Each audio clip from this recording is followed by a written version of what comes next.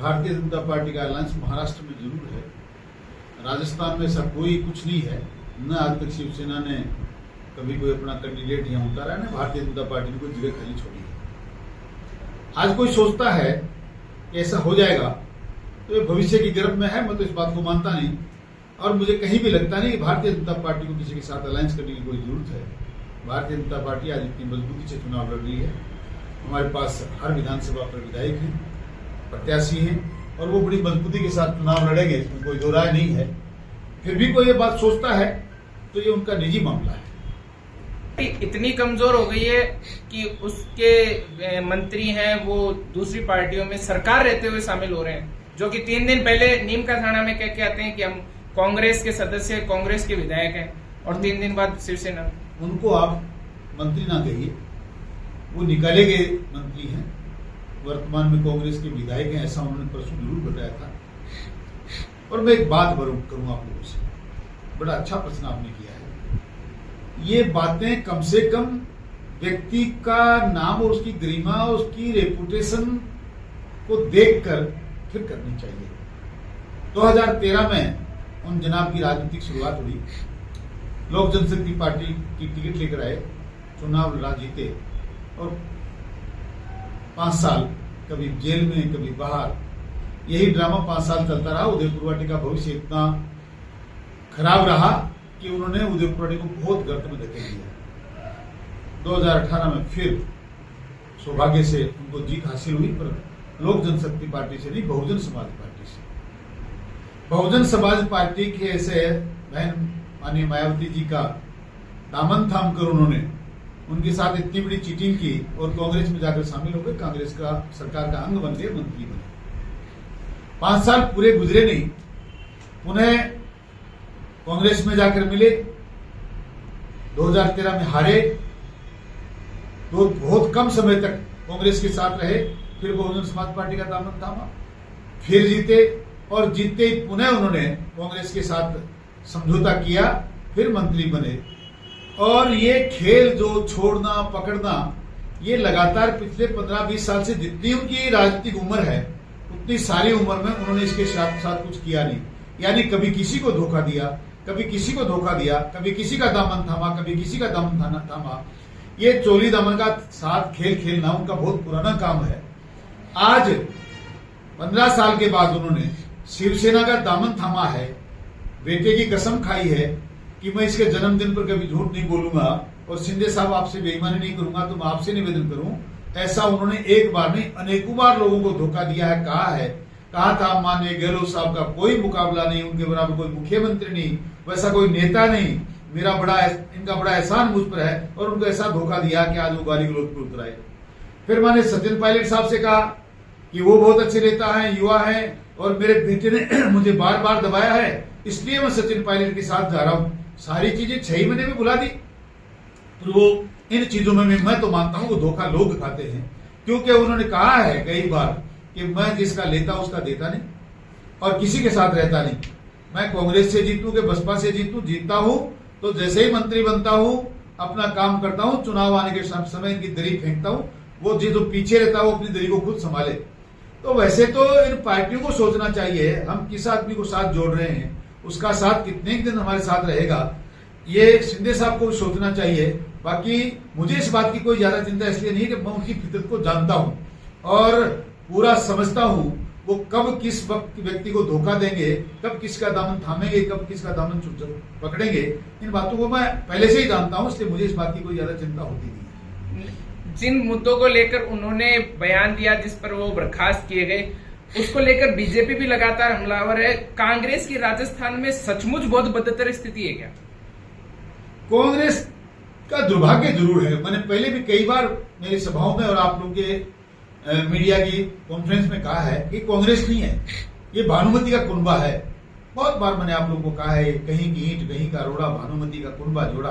कोई सपा से आया, कोई बसपा से आया, कोई कांग्रेस से आया, और 102 लोगों की एक टोली ने मिलकर ऐसा कोहराम मचाया, इतनी लूटपाट मचाई राजस्थान में कि वो अपने घर भरने के में इतने मशगूल रहे, हर एक विधायक अपने अपने क्षेत्र का मुख्यमंत्री बन गया। और यही कारण है कि राजस्थान की अबलाओं के साथ बलात्कार हुए, बेटियों के साथ बलात्कार हुए, नाबालिगों के साथ बलात्कार हुए, नदियों के सीने छलनी कर दिए गए, आयरन ओर की तस्करी हुई, मंदिर माफी की जमीनों पे कब्जा हुआ, और गाहे बगाहे मात्र उदयपुरवाटी में नहीं पूरे राजस्थान में खेल इसलिए हुआ कि सरकार चलाना गहलोत साहब की इतनी बड़ी मजबूरी हो गई कि उन्होंने इनको बिल्कुल बेलगाम छोड़ दिया।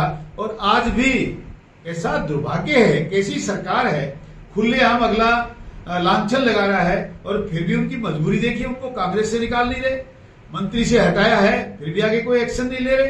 तो अब कांग्रेस की स्थिति क्या है ये तो कांग्रेस जाने, पर मैं इतना बता देता हूं कि ऐसे लोगों को बर्दाश्त करना न कांग्रेस के लिए अच्छा है और न भारतीय जनता पार्टी के लिए अच्छा है। राजेंद्र गुढ़ा मैदान में नारी के सम्मान में आप लोगों ने भी खूब लिखा, प्रिंट मीडिया ने खूब लिखा, मैं उस टाइम भी बहुत बेबाकी से कह रहा था, आज फिर कह रहा हूं, ये कैसा नारी का सम्मान। आज के 1 साल पहले भी हमने चिल्ला के कहा था, हर नग्न बालाएं नाच रही हैं, क्षेत्र के युवाओं को पथभ्रष्ट कर रहे हैं, फिर भी जनता ने नहीं सुना। आज फिर उसी बात को दोहराया जा रहा है।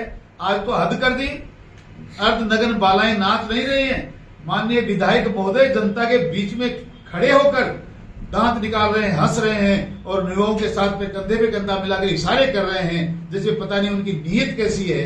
नारी का सम्मान करने वाले व्यक्ति के लिए इस प्रकार के घिनौने करते करने मैं जितनी भर्त्सना हो सकती है उतनी करता हूं। और मैं तो पहले ही कह चुका था कि नारी के सम्मान का जिस दिन इस व्यक्ति ने नाम लिया, उसी रात इसके सरकारी बंगले में नाबालिग बेटियों के साथ बलात्कार हुआ।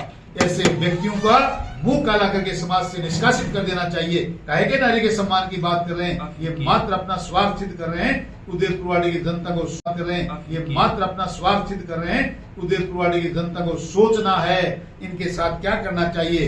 मैं जरूर कांग्रेस को धन्यवाद देना चाह रहा था कि उन्होंने इसको मंत्री पद से निकाला, लेकिन अब भी कोई हमारी इच्छा के अनुसार या जनता की इच्छा के अनुसार कांग्रेस नहीं कर रही। जनता को जरूर निवेदन करता हूँ, आगाह करना चाहता हूँ, आपको अगर उदयपुरवाटी को बचाना है, सुरक्षित रखना है, ये लगातार बढ़ते अपराध को, बलात्कार को, भ्रष्टाचार को, व्यभिचार को खत्म करना है, तो ऐसे कलमुहे लोगों का, जिनका विचार दोगला है, जिनका काम दोगला है, जिनका कहीं कोई धरातल नहीं, स्थायित्व नहीं, उनको यहां से मुंह काला करके फेंकना चाहिए। जो कहते थे कि हम गधे पे चढ़ाएंगे, हम मुंह काला करेंगे, हमने तो वो काम किया जो जनता से वादा किया था। हमने कहा था गुड़ागोड़ जी को बचा के रहेंगे, बचाया। वो तो कह रहे थे ना सुखगण चौधरी को बुलाओ, वो तो नहीं हुआ काम। वो तो ऐसा हो गया, कितनी बड़ी झूठ इसने भाटीवाड़ में खड़े होकर बोली, कोई नीम का थाना जिला नहीं बनेगा, जिला बनेगा तो उदयपुरवाटी का बनेगा। उदयपुरवाटी की जनता के साथ बड़ा धोखा हुआ है। आप भी यहाँ के रहने वाले हैं, आपका ये जिम्मा है, आप जनता को जागरूक करें और ऐसे लोगों का मुंह काला करके बाहर फेंक दें। आप कह रहे हैं उदयपुरवाटी की जनता के धोखा हुआ है, तो आपने भी उदयपुरवाटी जनता के लिए क्या आवाज उठाई कि उदयपुरवाटी की जनता के लिए आवाज नहीं उठाई, बिल्कुल नारा बुलंद किया। मेरे कार्यकर्ता ज्ञापन देने गए कि हम झुंझुनू जिले में रहना चाहते हैं, पर इसके लोग और कुछ कांग्रेसी विचारधारा के लोग जो अपनी राजनीतिक रोटियां सेकना चाहते थे, उन्होंने हमारे लोगों के गिरेबान पकड़े, हाथ पकड़े और उसी वक्त ज्ञापन दिया और प्रिंट मीडिया में निकाला कि नहीं, हम झुंझुनू में नहीं जाना चाहते, नीमका थाना में जाना चाहते हैं, इसलिए मैं कमजोर हो गया। उदयपुरवाटी की जनता अभी असमंजस की स्थिति में है कि अभी नए जिले बने हैं, विधानसभाओं का परिसीमन होगा, तो आने वाले जो चुनाव होंगे उसमें विधानसभाएं अलग अलग हो जाएगी। होगा तब की बात देखेंगे। आज तो उदयपुरवाटी का सेवक बैठा है, दिल से उनका काम करेंगे, उनकी सेवा करेंगे। अभी तो यहाँ के नेताओं ने नीमका थाना का आधा रास्ता नहीं नापा होगा। उससे पहले तो मैं भाई किशोर की हत्या के मामले में 4 बार एसपी से, कलेक्टर से, यहाँ के थोड़ी थानेदार से मिल चुका। आज भी उनके घर पे जाके आया हूँ और लगातार जनता को किस प्रकार राहत मिले, कैसे उनके अधिकारों का सदुपयोग हो, उस बात के लिए लगाओ। स्थानीय विधायक राजेंद्र सिंह गुढ़ा के शिवसेना में आने से यहाँ पे बीजेपी पे कोई फर्क पड़ेगा क्या? मुझे तो कहीं कोई फर्क लगता नहीं। इसके बाद भी किसी को कोई लगता है कोई फर्क पड़ेगा तो जो वक्त आएगा तो देखेंगे। अभी शिंदे के यहाँ आने के बाद में राजेंद्र सिंह गुढ़ा शिवसेना में शामिल हुए हैं। अभी चर्चाओं का बाजार गर्म है कि पूर्व विधायक हैं जो सुखकर्ण जी, अभी वो कांग्रेस में जा सकते हैं। कांग्रेस मैंने न तो ऐसा कभी किसी से कहा है, न ऐसा कभी सोचा है। मैं भारतीय जनता पार्टी का कार्यकर्ता हूं, पक्का सिपाही हूं, मेरी पार्टी के साथ खड़ा हूं। एक बात जरूर कहना चाहता हूं, हमारे पुरोधा, हमारे महापुरुष, पूर्व प्रधानमंत्री स्वर्गीय सम्माननीय प्रातः स्मरणीय अटल बिहारी वाजपेयी जी के लिए जिसने ये शब्द यूज किए, प्रयोग में लिए कि उनको कीड़े पड़ने चाहिए, ऐसे व्यक्तियों को अगर हमारी पार्टी ने कभी गले लगाया तो मैं उस वक्त पर अपने आप को फिर सोचूंगा मुझे क्या करना चाहिए। मैं ऐसे लोगों के साथ काम न कभी किया है, न बर्दाश्त कर सकता हूं, उनके साथ काम कर सकता हूं, न उनके साथ कभी रह सकता हूं। चुनाव के लिए क्या संदेश देना चाहेंगे आप जनता को? मैं जनता को इस बात का संदेश देना चाहूंगा कि बढ़ रहे अत्याचार, भ्रष्टाचार, बलात्कार, नदियों में गुंडा टैक्स लिया जाना, मंदिर माफी की जमीनों पे हो रहे कब्जे, लोगों की हो रही हत्याओं के खिलाफ आपको एकजुट होकर उदयपुरवाड़ी में परिवर्तन लाना चाहिए। राजस्थान की पुकार है कि परिवर्तन होना चाहिए। ऐसे चोर लुटेरों को जो कभी कहीं और कभी कहीं जाते हैं, जिनका कोई स्थायित्व नहीं, जो जनता को धोखा दे रहे हैं, जो पार्टियों को धोखा दे रहे हैं, उनको बेनकाब करिए और एकजुट संगठित होकर अपना नेतृत्व चुनिए, ताकि 2013 से लेकर 18 तक जिस प्रकार उदयपुरवाड़ी में रामराज रहा, उस रामराज की पुनः स्थापना हो और एक अच्छा जनसेवक आपकी सेवा करे, जनता के हितों की रक्षा करे, ऐसा उनको करना चाहिए ताकि उदयपुरवाड़ी का विकास हो सके।